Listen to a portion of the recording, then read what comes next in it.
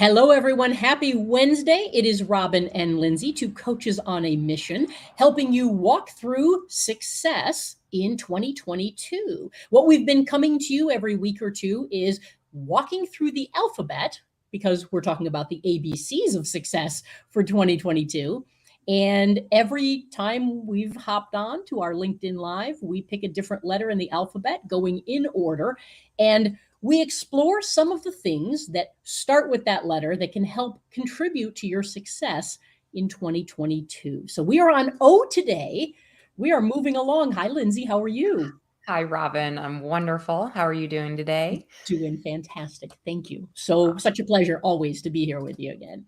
All Ditto. right. So let's jump in. We have gone A through N, and we are on O today. We've got a handful of O words. We have a couple of suggested words, so we will touch on those. As always, if you are on LinkedIn or YouTube, feel free before our talks. You know what the next letter will be. Feel free to recommend something, and we will make sure we break that down, again, from a coaching standpoint and give you some tools, tips, ideas, ways to think about those things a little differently.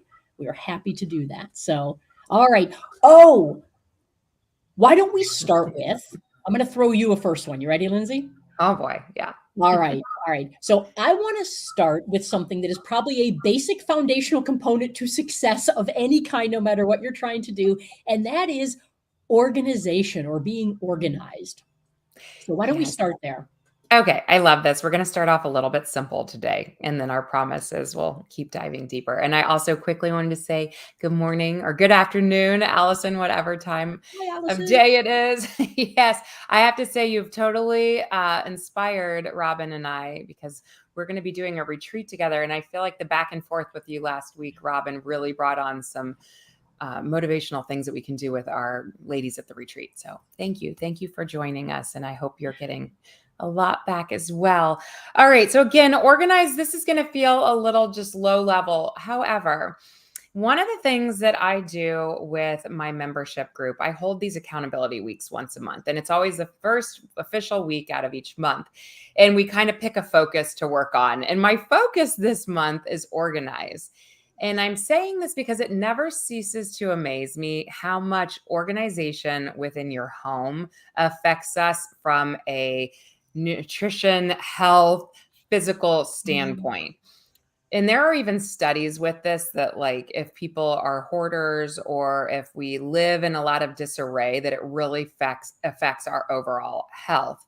And so one of the things that I just quickly wanted to maybe throw out as a challenge to our listeners today is, if you've kind of been hemming and hawing about some areas that need some organization in your life, I want you to pick one small area. I picked my jewelry box yesterday and organize it. And I cannot tell you, after it was done and I walk up to it, like, every day it's bringing me a slight bit of joy and like peace around it. I think for a lot of people, it might need to be your desk, but your desk is so overwhelming that it feels like you really need to chunk it out into very small things. Like, it might be the top surface area of your desk gets organized today, or it might be one drawer, one junk drawer. It might be your athletic wear, so that when you walk in and find your tennis shoes and your athletic outfit for that day, that it's just, it all looks pretty, it's inviting, it brings you in. And so that's where I want to go. I just want to throw a challenge out with you with organization, and kind of pick your one area that you could almost, as you think about it, it brings your shoulders down and it brings you peace. I'm throwing the ball back in Robin's direction. Do you have a thought with organization? I just want to start with something that you just said. Everybody, go ahead and lower your shoulders. You just said shoulders come down. It's amazing how often just sitting back and bringing your shoulders down allows you to process and hear things differently sometimes. So I'm glad you mentioned that, Lindsay, even though it was kind of an aside. You know what, Lindsay, you just kind of shouted the thing that I think is the key for all of this stuff we talked about, which is little things make a big difference. Do not try and do big things. Do little tiny things, and you will be amazed when you do little things consistently, how big a difference it makes. And so, grabbing those little individual things, uh, Another way that I'll go with organization too is as I of success. It is, even if you're chaotic, if you know somebody who's chaotic in their space, you'll notice that those people always know exactly where everything is in the mess. Mm-hmm. They're Mm-hmm. organized, even though to your eyeballs, they don't look organized. And so the idea also is knowing where things are when you need them is key. Whether it looks spotless or decluttered or not, know where your stuff that you need to go get is. So That is a good. huge piece of it. And so sometimes you need to, some people are they're messier, or to your eyes, they might look a little chaotic or disorganized, but those people can go grab something. And that's part of the key of organization too, is there's the look component to it. Because Lindsay, as you said, sometimes just walking into a place and having it decluttered, boy, does that make you feel mentally and physically just calmer. So that is a component to organization. Another piece is, don't get too obsessed or think you have to clear and declutter everything. Again, the key is, do you know where to find the things you need when you need them? If the answer is no, you need to declutter and you need to learn where things are or put them in the right place so you can find them, because that will lower your stress levels too. If you put your key on the same hook every day, you know where your key is. You don't have to run around for 10 minutes every morning looking in pockets and on the floor and in different rooms and in my bag. You know where it is. So keep those two different sides of organization in your head. And again, really with any of this stuff, think about who you are as a person and don't fight that. Don't fight who you are to try and look like or be someone else. Work with who you are, because it's so much more simple to do that. And give yourself permission to go, I can look disorganized, but be very disorganized. I know if I make my bed in the morning or I stack things a certain way or clear my desk, I sit down and I'm calm. That's something I need to do. Figure out what you need to do for you to be at your best at any given time, and give yourself permission to do it. But be honest with yourself. Don't lie. If you're disorganized and you don't know where things are, you're not helping yourself. So figure out what you need to do to help you. And I think you're segueing beautifully, Robin, into overwhelm, which I'm going to still throw in your direction, because that chaos feeling, to your point, it can either be overwhelm, or it can, if we're fine with it, we're fine with it. And it doesn't have to be overwhelmed. Somebody else is overwhelmed, might not look like ours. So what are your thoughts on overwhelm? definitely. And again, this was one that was brought to us by a viewer. So thank you again for that. Feel free to share those and we will bring them on and discuss them a little bit deeper for you. With overwhelm, it's interesting because as a confidence and self-talk coach, I see overwhelm as two very different things sometimes. There are times when we are actually overwhelmed, and there are times when we feel overwhelmed. But we're not really, if you stop and think about it. So separating those two things, and the way that you figure out if, boy, I have a bunch of things to do and they're all piling on top of me at once, versus I feel like I have a billion things to do and they're all piling on me at once, that moment that you determine which of those it actually is can be a lifesaver for some people. Mm-hmm. And what I mean by that is, and I'll bring in a term that I often will talk to clients about, which is inflated language. And so an example of inflated language, which helps to overwhelm us, is when we say things like, oh, I am so busy today. I have no time. I can't even breathe today. I have a million things to do. Okay. Every one of those statements is absolutely wrong. That's incorrect. None of those is a truthful statement, right? You actually have a ton of time today. That's what you're going to use, if you get a little more organized, to do all the things you need to do. You're breathing constantly, whether you like to tell yourself I got no room to breathe or not. You're wrong. You're breathing, right? And you don't have a million things to do. You have 6 things to do. So stop telling yourself you have a million things to do. So that inflated language often makes us feel quite overwhelmed. Yeah. And so one of the ways to check yourself with, do I literally have 20 things I have to do today? Or am I telling myself I have 20 things to do today and I have absolutely no time and I'm never going to have a break and I can't get them all done? Great way to do that is one, pick up a pen, pick up a pad of paper, and simply go, okay, let me get it out of my head and onto paper. What do I need to do today? And maybe you say, let me do 2 lines. What do I need to do today? And what would I like to get done today? Because those can be 2 very different things too. And it can help you be less overwhelmed by splitting those things up.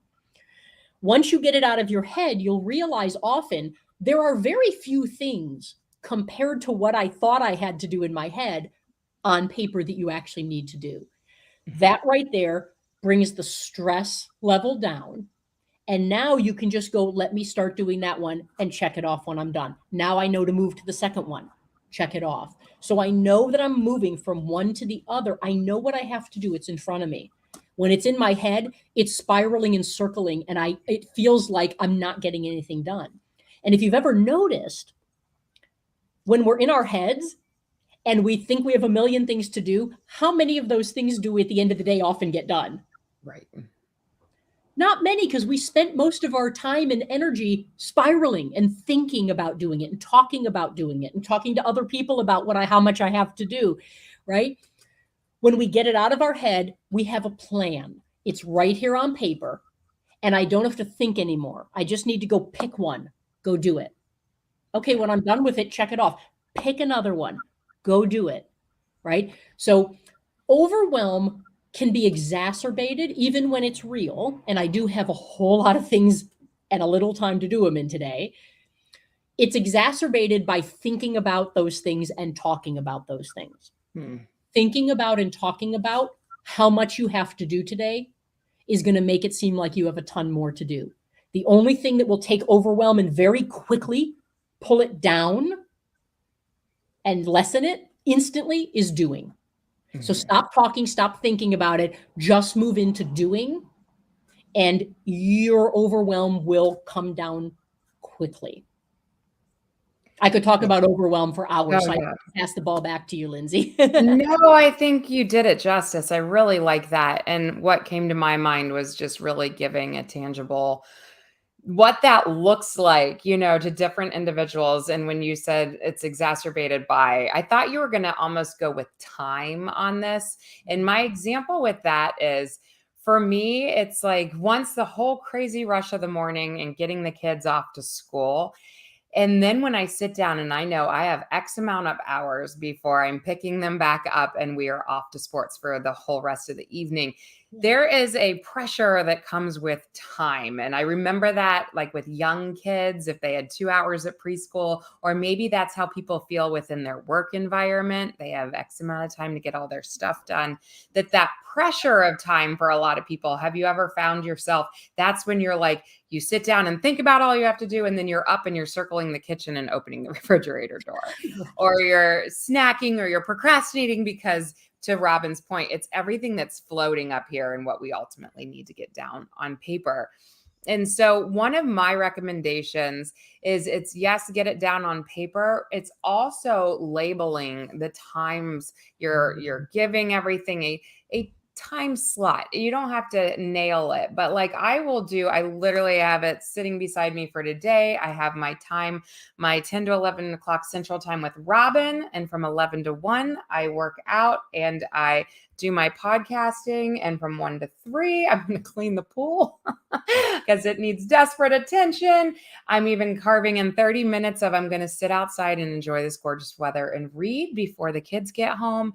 And then I'm going to go and my list goes on, and I'm boring you by telling you my list and my time slots, because if I don't have that written out, I sit here and I'm up and down and I'm in the kitchen and I'm back here. I'm taking my dog for a walk. Like, hang on, this is what has to get done. And then my last little tidbit with what has to get done is that A, B, and C list. If you've ever functioned off of that, you have a list of A items, and those are the things that like legit have to get done today. And everyone's will look different, like if you haven't worked out in a while, maybe a workout actually goes on your A list. Maybe that is a non-negotiable that day. Your B list is things that you'd like to get done, but we'll see if they happen. And your C list is that like, I want to throw it on the list so I don't forget about it, but it might take me weeks to almost a month to attend to it. So Just to summarize all of that a little bit for overwhelm, if you are living in the land of decision fatigue, and that decision fatigue is, what should I start first? Where do I start? Is that even worth my time right now? Like, blah. Get your list going, maybe even time block for yourself, and see if you can find some flow within a little bit more of that organization. All of this is going together today. All right. I love that. By the way, for a quick aside, you took me back to the A, B, and C list. You took me back to my Franklin planner days. So thank you for that nice memory. Yes. Feels so good, though. I love those. It does. Yes. So I know that there are a couple. So one of our participants here actually just brought something in. And boy, this is right up your alley, Lindsay. So I'm gonna put it on. I would love for you to touch base here on something that Allison just brought into the mix as another O. Overeating. Yes. Is overeating due to stress? Does that count as an O? First of all, absolutely counts as an O. We love when the participation happens. Overeating due to stress is definitely real. This goes into our emotional eating versus non-emotional eating. And a quick, easy way to break those two things down without making this a whole session is when we're eating out of true hunger, we can easily say the banana looks as good as the Oreo, looks as good as the apple, looks as good as the tuna, right? When we are hungry, belly, true hunger, everything looks good. When we are emotionally hungry, when we are trying to fill a different need like stress, like overwhelm, like sadness, happiness, all and every emotion that you can think of, that's when we want what we want. We want a taste, we want a crunch, we want a salt, we want a sweet, we want a warmth of a cup hold, we want, because it's fulfilling some other need that we are trying to make go away. And so overeating is part of that too. Sometimes it's not the food choice, sometimes it's the quantity. And what happens with that quantity is there's like this numbing effect that can come with it. Because once we're full, sometimes we're a little more tired and it starts to strip away feelings that we weren't liking. We feel something. And if it's not a positive feeling, if it's not a happy, motivated, exciting, whatever feeling that makes us feel good, if we would lump it more in the negative feelings of stress, of overwhelm, of sad, then we want to make it go away.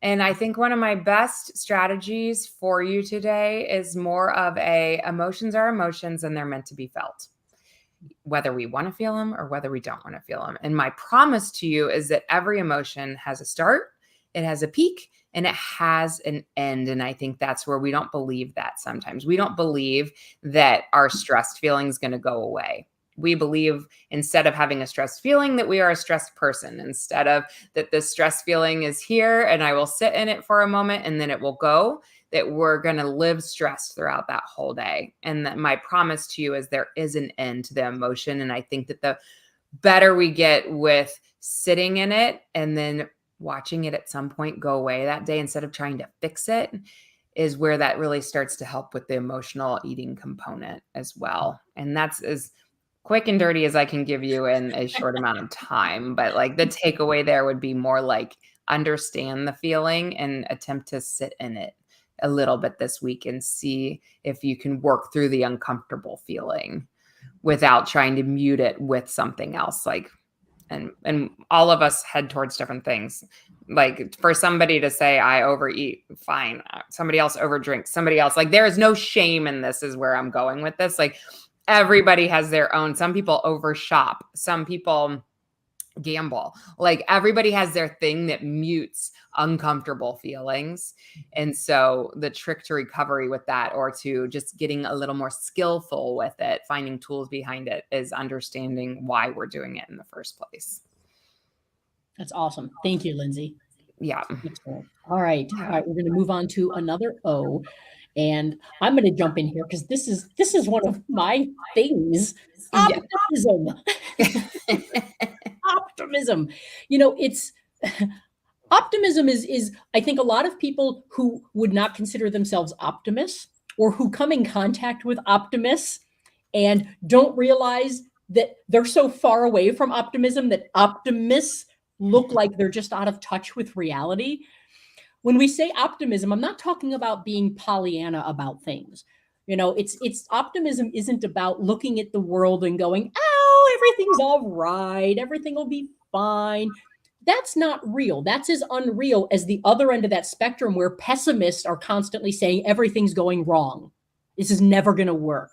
That's as unrealistic as Pollyanna, everything's going to be perfectly fine. Let's just pretend. Those two extremes, the extreme optimist, Pollyanna person, and the pessimist who's always going, that'll never work, and that's just their stock answer, those two people are incredibly out of touch. The funny thing is, pessimists always say, I'm just being real. No, you're not. You're being so absolutely unreal. It's unbelievable, but they don't always see that. So I'm going to suggest that a wonderful place to be when we talk about optimism is a little bit toward the middle, but over on this side.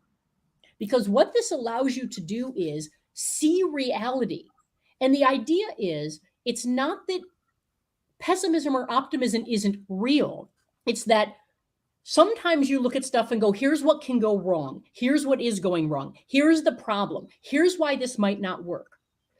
Those are all really important and valid things. You need that. You can't just throw that stuff out. But if you live here, you miss, I'm going to throw another O in, the opportunities. You miss seeing what is going right, why it might work, what could happen. And so a beautiful place to be, and I call this functional optimism is how I usually talk about it.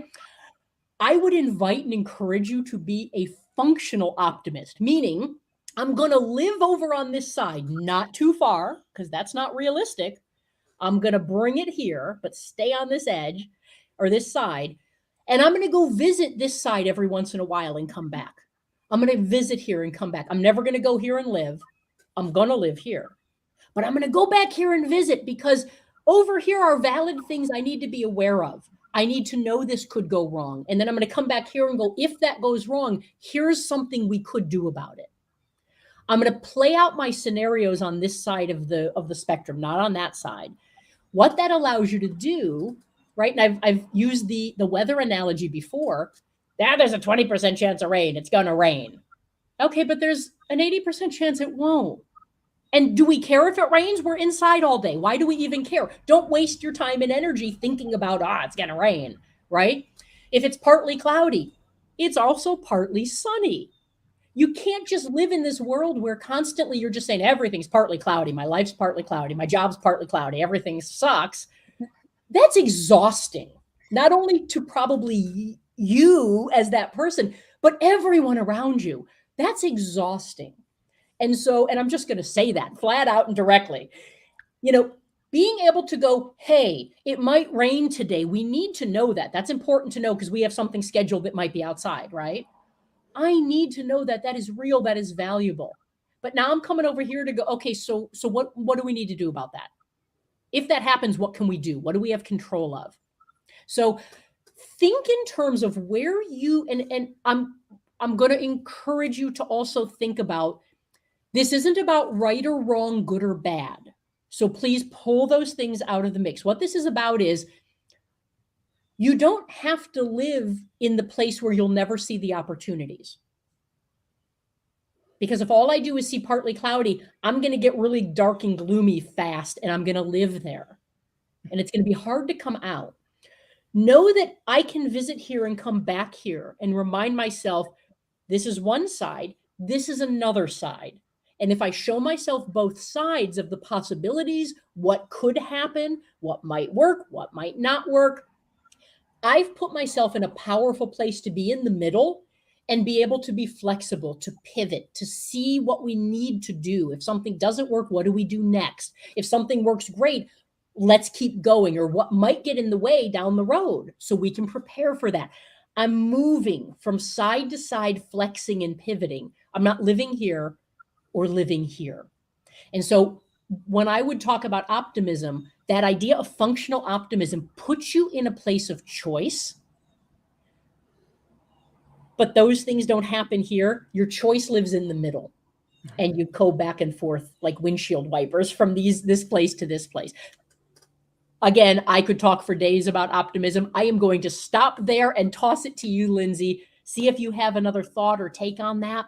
Oh, I feel like what I'm going to do is just second everything you just said. And because if we're more optimistic, it might open up more opportunities for us. So I'm just hitting it right back to you. I feel like you and I, before we went on mic, started talking about opportunities, and I love your take on opportunities. And you know what? If I can remember what that was, I think it's a little similar to on our optimistic, how there's kind of two areas. Yeah. There's opportunities and when we can seek them, and how some people see just the barriers. Right, That right. it's more towards how do we help people angle and put their lens on the opportunities versus always seeing the barriers. Yeah. And the thing to know, and just know this because it's the truth, right? If you think something otherwise, chances are that's not correct. So just know this is truth. There will always be roadblocks in life, and there will always be opportunities in life. They both exist with everything you do all the time. So know that. Now, once you know that, because that's factual, what you choose to focus on is where you're going to be pulled more often than not. What you choose to focus on is going to determine more often than not what you get. And so the opportunity here, and I'll actually just use the word, the opportunity here is you can see the roadblocks, but don't focus on them, because if so, you'll miss all the opportunities that are sitting right here. They're sitting here all the time. But if I'm focused here, I'm going to miss them. They're going to keep walking right by me. Sometimes they even tap you on the shoulder. They're like, would you look at me, please? I'm right here. I'm the solution to this problem you're so focused on. I'm right here. But because we just keep looking here, we miss this and it walks right past us. So be more aware, be more self-aware would be my ask, or the thing I would encourage you and invite you to do. Be more aware. When I'm focused on roadblocks, take a moment and sit back and go, yes, those roadblocks are valid. Let me go look at possibilities now. Let's say those roadblocks get pushed to the side. What are the possibilities? If you look for opportunity, you will find it. You're surrounded by it. You don't realize it, but you're surrounded by it. So the more you look for possibilities, the more you look for opportunities, and you begin walking towards them both mentally and physically, the more they will be there, and you'll see you're surrounded by what you can do. You'll be surrounded by the solutions you're looking for, the opportunities you're looking for, if you look for them more. And I think, Lindsay, that without that self-awareness, again, no judgment, just awareness, most people don't even realize how stuck they are on the problem or the roadblock, that they're missing all of this because they don't realize that this is where you live. Right. And so even that awareness of, what if I looked at this? And you start to realize how far apart those two things are, you can naturally start to look for, if I was talking to a friend, I wouldn't keep telling them about all the roadblocks. What would I tell them? I'd say, hey, you could do this, or you could do this, or here's an opportunity, because we can always solve everyone else's problems a lot easier than we can our own. So talk to yourself like you would a friend. What would you tell them? I guarantee you'll focus on opportunities and possibilities with them, as opposed to talking to yourself. You're going to focus on roadblocks and what could go wrong. So a little mindset shift. Talk to yourself like you would a friend, and you'll see how far apart these two things are, and really can put you back in control when you do that. Yeah, I feel like I keep throwing out homework as you talk because you have such good points. But I think that's something, if everyone took a week or even just a few days to really point out where the opportunities are happening in the day. Some of the language I use with my members are pockets, like pockets of time. When we think about roadblocks of, I could tell you, if I was in front of my computer all day and I'm at soccer all night, that I have no time for me to work out. But my pocket of time sometimes comes at soccer practice. My kids are at practice and I can walk the field. But I can also just look at that as a barrier that it's, I've already dropped kids off. I'm supposed to be sitting here watching their practice. No, that's an excuse. Like I can take an hour off for me. And look at the pocket of time that is built into my week as an opportunity to go fit in a walk. It might not be the gym, but it's still something.